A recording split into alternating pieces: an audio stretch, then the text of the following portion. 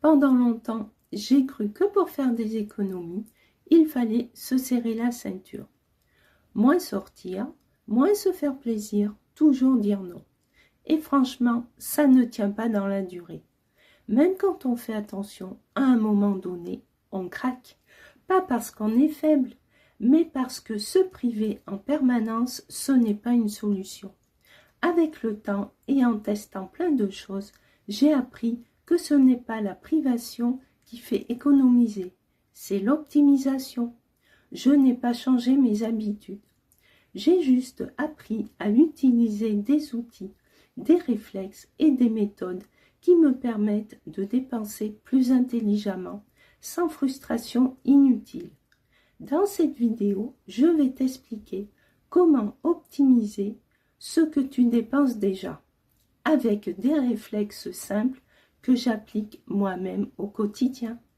Le vrai problème, ce n'est pas qu'on dépense, c'est qu'on dépense souvent sans s'en rendre compte, sans stratégie. Quand on ne comprend pas où part l'argent, on croit que la seule solution, c'est de se priver. Alors qu'en réalité, il y a surtout des fuites. Par exemple, les achats en doublon.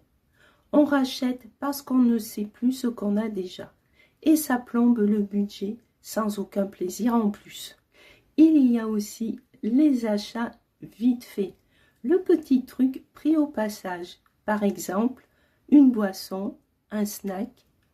Pris séparément, ce n'est pas énorme. Mais à la fin du mois, ça fait une vraie dépense. Et puis, il y a les achats au mauvais format, au mauvais moment, sans comparer. Pas par manque d'intelligence, mais par manque d'outils. Moi, ce qui m'a vraiment aidé, ce n'est pas de me restreindre davantage. C'est d'apprendre à optimiser ce que je faisais déjà. J'ai commencé par quelques réflexes simples. Faire une vraie liste, vérifier ce que j'ai déjà, comparer au kilo ou au litre et utiliser des outils pour mieux gérer mes courses. Résultat, je garde mes habitudes, je me fais plaisir et je limite énormément les craquages inutiles. Et surtout, ça tient dans le temps.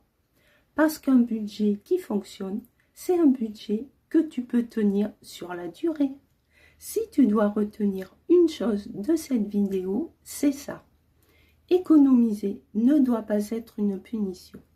Faire attention, oui. Se priver en permanence, non. Quand on apprend à optimiser, le budget devient plus clair, plus léger et beaucoup moins frustrant. Si cette vidéo t'a été utile, pense à liker, t'abonner et la partager.